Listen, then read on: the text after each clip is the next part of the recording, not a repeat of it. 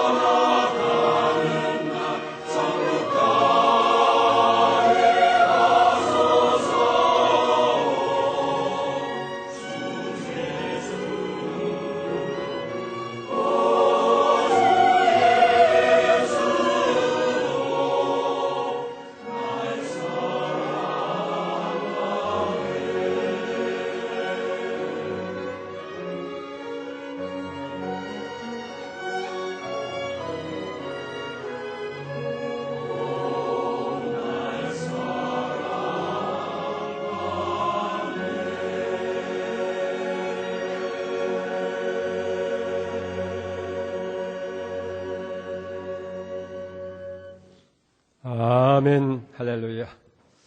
5월 첫 주일은 우리 한국교회가 어린이 주일로 지키게 됩니다. 아마도 5월 첫 주일을 어린이 주일로 정한 것은 모든 생물이 움이 돋고 또 싱싱하게 자라는 것을 보면서 우리 어린이들이 그렇게 자라는 하나의 상징으로 아마 그런 것이 아닌가 그렇게 생각됩니다. 우리 기독교가 인류 역사상 가장 크게 공헌한 것 중에 하나가 바로 여자와 어린아이의 지위와 그 인격을 크게 높여주었다는 사실이에요. 우리 예수님께서 이 세상 오시기 전에는 동양이나 서양을 막론하고 여자와 이 어린 아이들은 그저 남자나 어른들의 소유물쯤으로 생각할 수밖에 없었어요. 숫자를 헤아릴 때에도 여기 숫자에 넣지를 않 그렇게 가치 없는 것으로 했습니다마는 우리 예수님께서 그 가치와 중요성을 아주 높여주셨어요. 영국의 속담에 집안에 어린아이가 없으면 지구에 태양이 없는 것과 같다. 그렇게 이야기를 합니다. 또 솔로몬 왕은 시편 123편에 보면 자식은 여호와의 기업이요 태 열매는 그의 상급이라고 그렇게 말씀을 하고 있습니다. 사실 우리 자녀들은 한 가정의 행복이고 즐거움의 원천이 되어줍니다. 우리 어린아이들의 아버지라고 하는 소파 방정환 선생은 이 어린이는 세 가지 의미에서 새싹이고 희망이다 그랬어요. 첫째는 온 인생의 새싹이고 희망이라고 얘기했고, 두 번째 어린이는 한 가정의 새싹이고 희망이라고 그랬습니다. 여러분, 한 집안에 어린아이가 있을 때 웃음이 있고 기쁨이 있고 거기에 희망이 있어요. 만약 우리 가정에 어린아이가 없다고 생각해 보세요. 마치 광야나 다를 바가 없다는 거예요. 그렇기 때문에 어린아이는 한 가정의 기쁨의 원천이 되어지고 또 희망의 싹이 되어지는 줄로 그렇게 믿습니다. 세 번째로 어린이는 민족의 싹이고 희망이라고 그렇게 얘기했어요. 민족의 내일의 주인이고 미래의 주인이 바로 어린이라 하는 거예요. 그렇기 때문에 한 나라나 교회나 그리고 가정을 막론하고 미래가 복되게 하기 위해서는 미래의 싹이고 희망인 이 아이들을 잘 양육하고 키워야 될 줄로 그렇게 믿습니다. 오늘 여기 성경 본문의 말씀은 예수님께서 어린아이들을 환영하시면서 그들의 존재 가치를 아주 높게 평가한 그런 내용으로 되어 있는 것을 보게 됩니다. 첫 번째, 예수님은 아이들이 내게 오는 것을 용납하라. 그리고 금하지 말라고 얘기를 합니다. 13절을 보세요. 사람들이 예수께서 만져주심을 바라고 어린아이들을 데리고 오매 제자들이 꾸짖건을 예수께서 보시고 노하시며 이르시되 어린아이들이 내게 오는 것을 용납하고 금하지 말라. 오늘 이 본문의 말씀의 배경은 예수님께서 이제 유월절을 앞두고 지금 예루살렘을 향해서 마지막 길을 가시는 거예요. 그리고 바로 거기서 순환을 당하시고 마지막에는 십자가에서 못 박혀서 죽임을 당하게 되어집니다. 이런 입장에서 보면 얼마나 예수님이 깊은 번민 속에 있을 것이고 얼마나 답답한 심정을 가지고 예루살렘 길을 향하겠어요. 그때 수많은 사람들이 예수님의 곁에 몰려올 때에 어떤 분들이 예수님께서 축복해 주시기를 기대하면서 어린아이들을 데리고 온 거예요. 그러니까 제자들이 그 모습을 보면서 이제 책망하라고 꾸짖습니다. 아니 어른들을 돌보기도 이렇게 복잡하고 힘든데 아이들까지 데리고 와서 이 야단 법석이냐고 당장 아이들 다 보내라고. 근데 예수님이 그때 그 모습을 보시면서 크게 분이 여기셨어요. 여기 노하시면서 아이들이 내게 오는 거 용납해라. 그리고 절대 금하지 말라고 말씀합니다. 그러면서 그 아이들을 전부 다 예수님 앞으로 부르시더니 하나하나 가슴에 안고 그 머리를 쓰다듬으면서 안수하면서 축복해 주신 거예요. 여러분, 우리 예수님께서는 바로 이 아이들이 이와 같이 하나님의 은혜와 축복 속에서 살아야 된다고 하는 사실을 여기 강조하고 보여주고 있는 거예요. 우리 아이들의 최대의 축복이 뭐라고 생각합니까? 모두가 다 주님의 은혜와 사랑 안에서 축복 속에서 자라가는 일인 줄 믿습니다.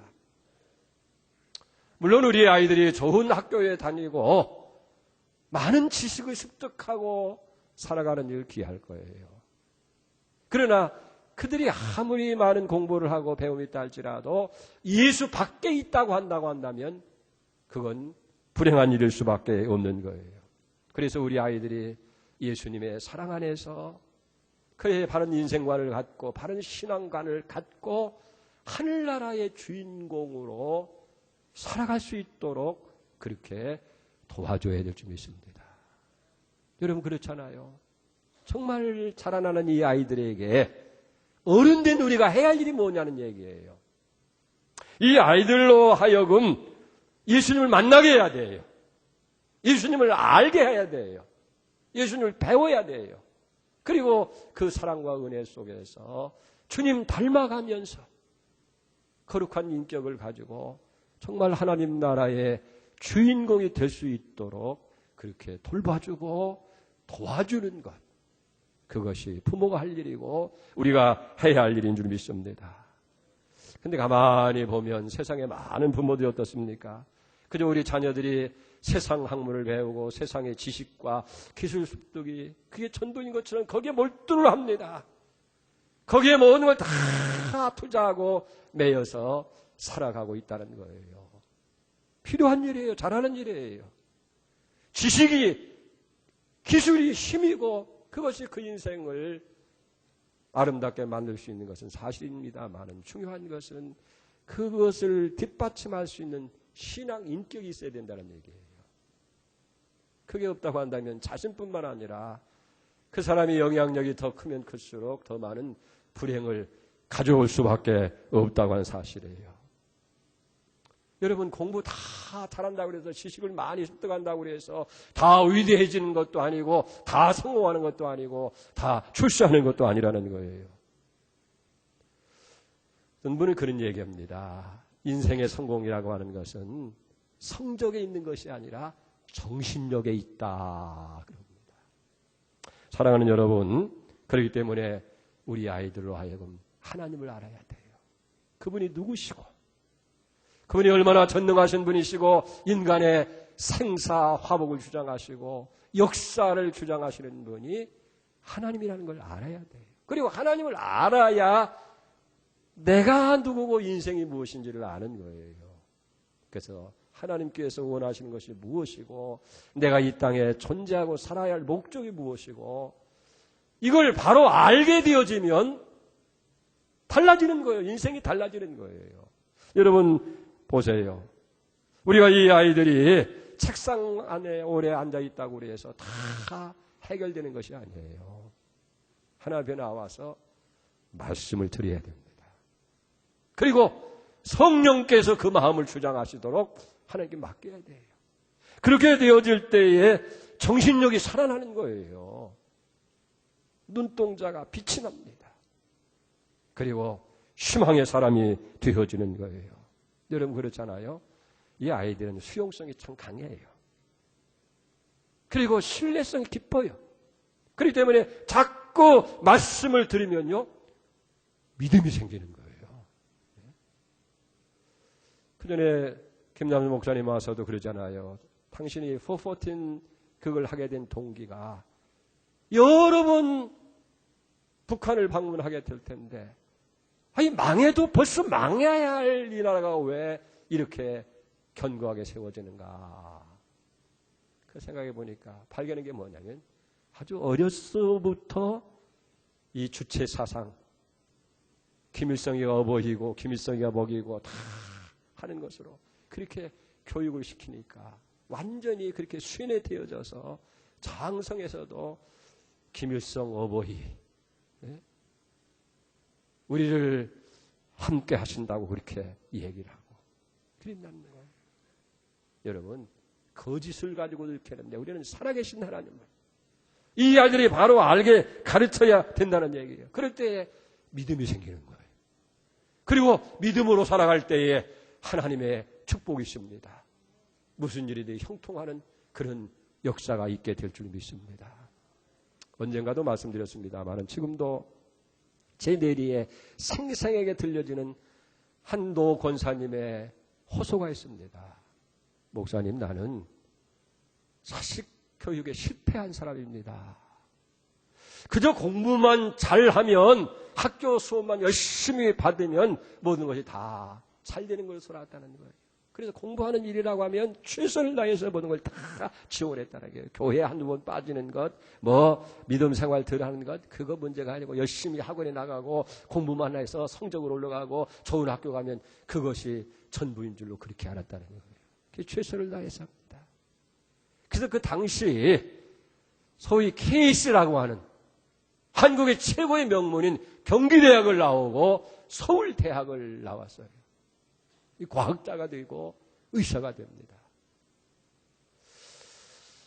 그런데 그래서 좋은 직장도 가고 많은 돈도 벌고, 근데 신앙의 인격이 뒷받침되지 아니하니까 명예가 높아지고 지위가 올라가고 물질이 많아지면서 점점 더 세상에 빠지고 타락하고 마지막에는 가정까지 파탄에 빠지는 그런 모습을 보면서 내가 잘못 자녀를 교육했다, 그렇게 탄식할 수밖에 없더라고 말이에요.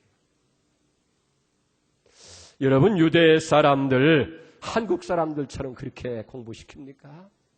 물론 저들도 엿새 동안은 열심히 공부를 시키는 거예요. 그러나 주일날은 절대 안식일은 저들이 공부를 안 시킵니다. 아무 일도 안 하는 거예요. 오직 하나님 앞에 나와서 예배드리는 일, 하나님의 섬기는 일만 합니다. 자, 그런데 보세요. 노벨상은 그들이 다 타고 정치, 경제, 사회, 모든 물리학, 의학, 그리고 과학, 모든 것을 우지좌지하는 사람들이 바로 유대인이 아니냐 하는 얘기예요. 저런 게 다른 게 아니에요. 지식의 근본은 하나님을 알고 하나님을 섬기는 데 있다는 것을 아는 거예요. 그래서 잠언 22장 6절에도 마땅히 행할 길을 아이에게 가르치라. 그리하면 늙어서도 그 길을 떠나지 아니하리라 그랬어요. 사랑하는 여러분, 모든 복을 주신 분은 하나님이십니다. 인생의 지혜와 행복이 다 위로부터 오는 거예요. 그래서 가장 좋은 은사와 온전한 선물이 다 위로부터, 빛들의 아버지로부터 온다고 하는 사실이에요.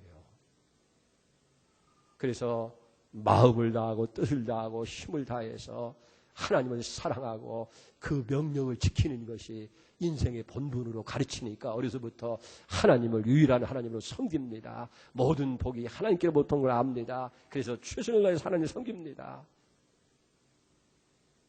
거기에 하나님이 복 주십니다. 지혜롭게 하십니다. 잘되게 하십니다. 형통케 하십니다. 그래서 승리하는 사람이 되어지는 거예요.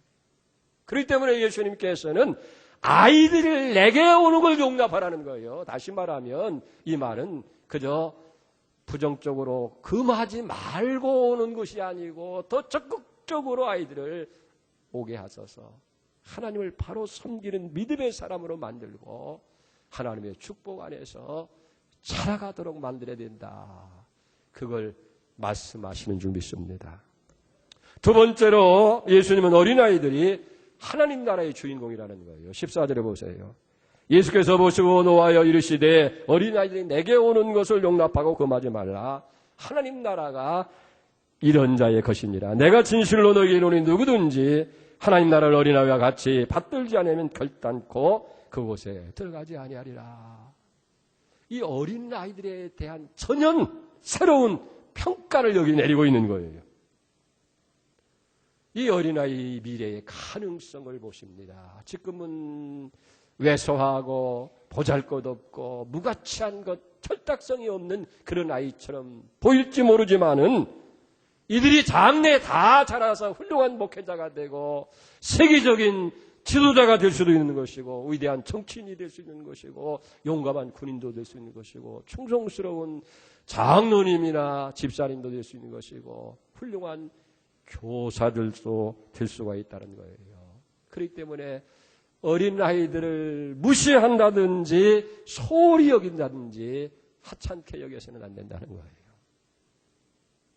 유명한 교육가였던 페스탈로치는 어린아이들을 볼 때마다 그 앞에 정중히 서서 머리에 모자를 벗고 아이들한테 절을 했다는 거예요. 왜? 이 아이들이 장차 이 땅 위에 큰 스승들이 되어지고 지도가 될 것을 보면서 그렇게 한 거예요.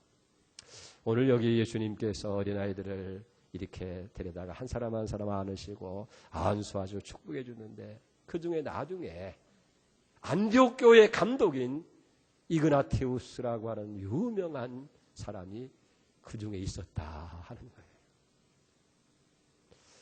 한국신학대학교 총장을 지냈던 정대위 목사님이 계십니다. 이분이 평양 숭실중학교를 졸업하고 졸업식 날 몇몇 친구들과 함께 중국집 식당에서 모여서 식사를 나누면서 장래일에 대해서 서로 이야기했다는 거예요. 나는 훌륭한 정치가가 될 거야. 나는 훌륭한 목사님이 될 거야.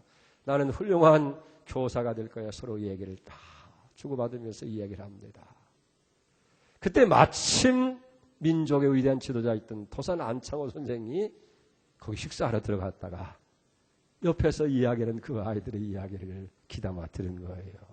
그러면서 아이고 여기 초선의 새싹들이 다 여기 모였구먼.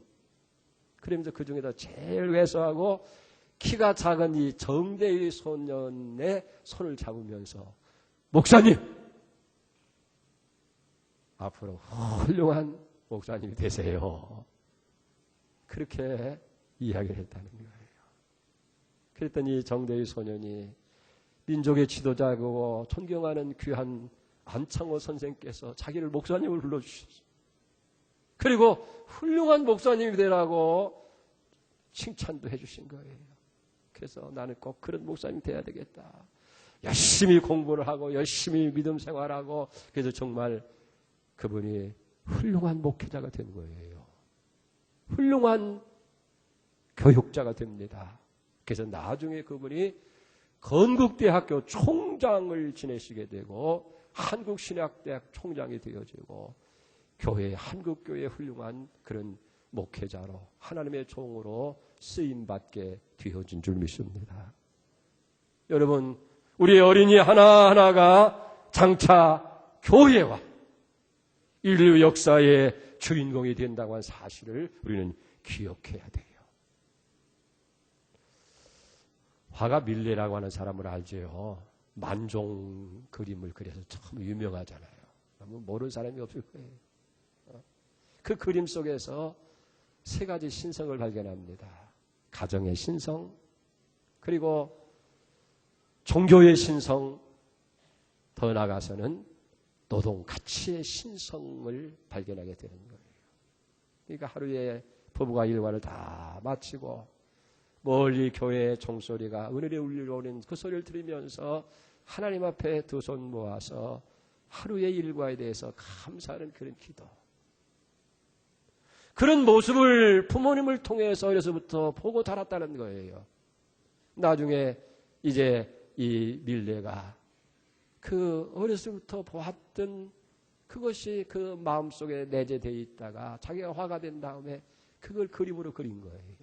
그래서 그 그림 속에서 정말 가정의 신성함, 하나님을 경외하는 종교적인 신성함, 그리고 열심히 일하는 노동가치의 신성함을 그 그림 속에 표현해서 두고두고 명작으로 많은 사람들에게 감동을 주는 그런 이제 그림을 그리게 되어진 줄 믿습니다. 여러분, 오늘 우리에게 중요한 것은 우리 어린이 하나하나 더 이상 철딱성이 없는 그런 어린아이로 보지 말고 우리 주님께서 천국의 주인공으로 이 아이들을 평가하고 본 것처럼 그렇게 미래를 바라보면서 하늘나라의 주인공으로 대접을 해주고 이렇게 키워가는 일이 있어야 된다는 얘기예요. 영국의 위대한 전도자여 감리교를 창시한 존 웨슬리라고 하는 사람이 있습니다. 그의 어머니의 위대한 신앙의 보살핌으로 위대한 사람이 되어진 거예요. 그는 어느 날 그렇게 고백을 합니다. 나는 내 어머니가 만든 작품이다. 내게 있어서 최고의 스승은 성령님이시고 내 어머니는 그 성령님의 지시를 따라서 나를 하나님의 사람으로 만드셨다. 이 존 웨슬리의 어머니 스잔나입니다. 이 어린아이 하나하나를 17남매가 된다고 하잖아요. 그 아이들 하나하나를 전부 다 천국의 주인공처럼 그렇게 소중하게 만들어서 이 웨슬리는 감리교를 창시하는 위대한 목사님이 되시고 그 형제 찰스 웨슬리라고 하는 것은 유명한 찬송가의 대가가 되게 하고 한 시대에 귀한 사람들로 쓰임받게 만들게 되어진 줄로 그렇게 믿습니다. 그렇기 때문에 오늘 우리들도 우리 어린 아이들을 바라볼 때마다 주님께서 평가하시고 말씀하신 것처럼 장차 하늘나라의 주인공이다. 그렇게 이 아이들을 여겨야 돼요. 그렇게 대접을 해야 돼요. 그리고 그런 사람으로 자라갈 수 있도록 우리가 보살피고 도와줘야 될, 결코 실족하게 만들어는 안 되는 거예요. 유고에 어느 시골에 조그마한 성당에서 있었던 일입니다. 어느 날 신부님이 이제 그 성찬 예식을 준비를 하고 있었어요. 그때 옆에서 수종절절하는 소년 하나가 있습니다. 그만 실수를 해가지고 성찬상에서 그릇을 떨어뜨리고 포도주를 다 엎게 됐어요. 그랬더니 이 신부님이 화를 내면서 이 아이를 뺨을 때리면서 어떻게 이런 일을 저지를 수 있냐. 당장 여기서 나가고 다시는 곁에 오지 말라. 쫓겨나고 말았어요. 여러분, 이 아이가 나중에 자라서 대통령이 됩니다. 공산주의, 무신론 공산주의를 신봉하는, 그리고 기독교를 박해하는 독재자 티코가 되고 말았다 하는 거예요. 또 다른 큰 도시 성당에서 똑같은 실수를 소년이 저질렀을 때 그 교회의 신부님은 조용히 이해하고 사랑스러운 눈으로 아이를 바라봅니다. 얘야, 크게 놀랐겠구나. 나는 내가 앞으로 좋은 훌륭한 신부님이 될 것 같다. 그러면서 격려를 해줬다는 거예요. 이 아이가 자라서 대주교가 됩니다. 홀트신이라고 하는 유명한 주교가 되어지는 거예요.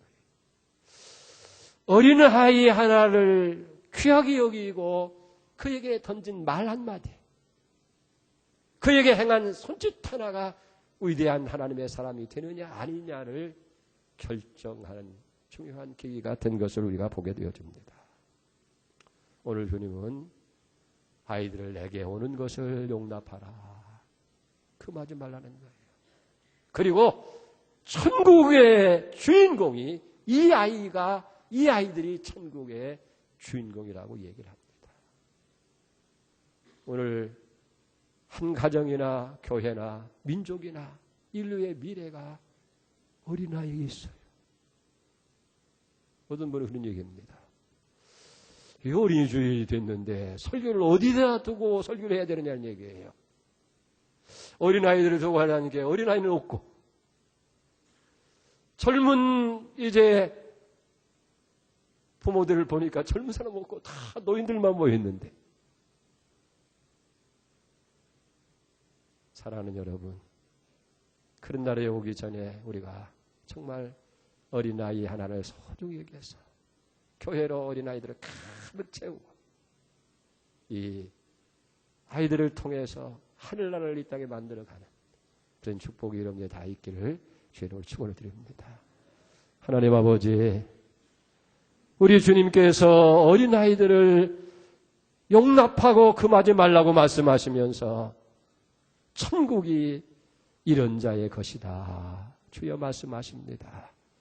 사랑하시는 주님, 비록 지금은 보잘것없고 철없고 주님 모르는 아이들 같지만은 그러나 이 아이들이 교회의 미래고 가정의 미래고 민족의 미래고 인류의 미래인 것을 알게 하소서. 어려서부터 마땅히 행할 길, 하나님을 바로 알고 섬길 수 있는 신앙의 사람들로 키워가게 하시고 천국의 주인으로 만드는 일에 힘쓰는 우리 모두가 되게 하여 주시옵소서. 예수님의 이름으로 감사하며 기도 올려옵나이다.